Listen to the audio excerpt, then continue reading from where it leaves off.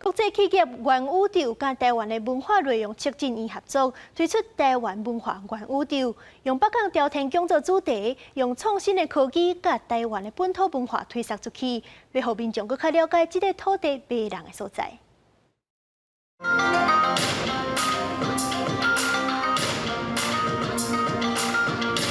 台湾文化要安怎推广出去，互更较侪人认捌到本土的水？文化内容促进院甲跨国企业 Meta 合作，推出台湾文化元宇宙，用科技将北港朝天宫的宫庙活动，透过 VR 技术送到咱的面头前。文化跟科技怎么结合？怎么让文化内容产业在一些新的领域是有办法让台湾维持在世界的领先群，都是一直我们在很想努力的事情。所以我这边成立以来，就会去推动很多文化科技相关的一些事情。敢若看还阁无够 ，VR 技术唔但会当伫虚拟的世界去宫庙，就连神明嘛会出来甲你互动。我是顺风耳 ，Hello， 我是千里眼。